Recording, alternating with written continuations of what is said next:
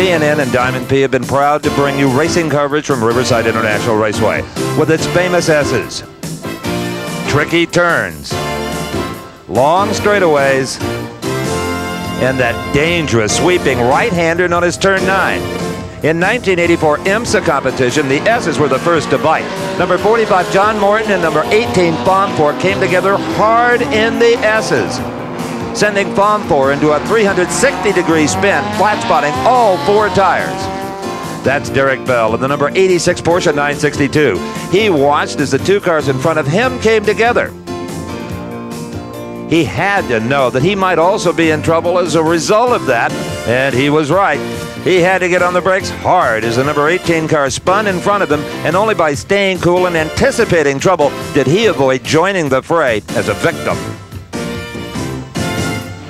You know, the little cars of the Renault Cup Series are a bit slower than the GT prototypes, but they're a lot of fun nonetheless, and sometimes pretty dangerous. Driver John Williamson in the number 27 car found out the hard way. He was bent by turn 9 as the field accelerated onto the front straight. He had to be pretty shaken up, but he sprinted away.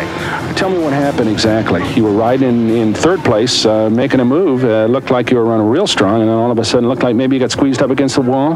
Well, what had happened was I'd gotten on the inside of John Norris, and I worked my way out to the wall, and I thought I'd already passed him, and indeed I hadn't passed him, and you know, I apparently wedged him between myself and the wall, and there was no place for me to go except go head on in the wall, and I got like getting shot out in space, you know. In 1985 and 86, we covered the drivers of NASCAR as they tried to tame the Riverside road course. First victim, number 93, Norm Palmer, couldn't find his way out of turn 9 and found himself on the infield. Number 64, Clark Dreyer, found the S's not to his liking and kicked up a lot of dust about it. Next, it was the black number 12, driven by Bob Patch, blowing an engine and sliding in his own oil as he wrestled for control. He came face to face with disaster before bringing the car to a safe stop and walking away, breathing a sigh of relief. Then it was 00 Glenn Cummins' turn. He had sat on the pole at the start of the race and now was on the short straight setting up for the treacherous turn 9. Just like Bob Patch earlier, he was leaking oil, but Cummins didn't realize it until it was too late. Here's how Brock and I called it. There is definitely some oil leaking somewhere in that automobile, and headed down for turn number 9. That is not, oh, and look at this, Brock. He is sideways. He's lost it. Into the fence at turn number 9, the most dangerous and fastest corner on this racetrack. Fortunately, though, Cummins kept it off the wall, and more importantly, kept it out of the way of oncoming traffic. As I mentioned earlier, Glenn Cummins had no idea that he had an oil leak until it was too late.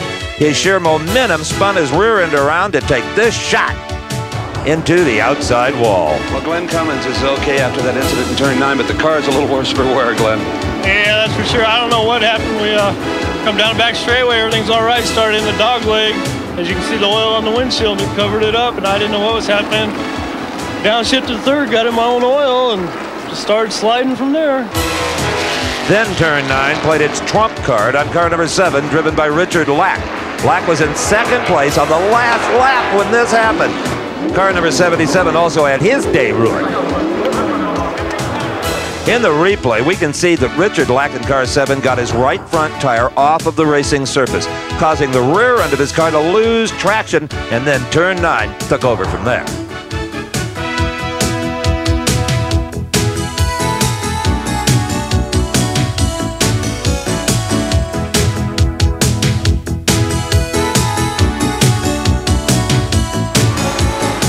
Well, Richard Lack did indeed walk away from this one, but he walked away frustrated, not able to believe that this was happening to him.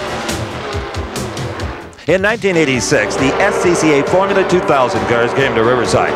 Although light and maneuverable, they can get into trouble just as fast as the bigger cars. Curtis Farley in the yellow car and Carlos Babita found this out the hard way in the S's.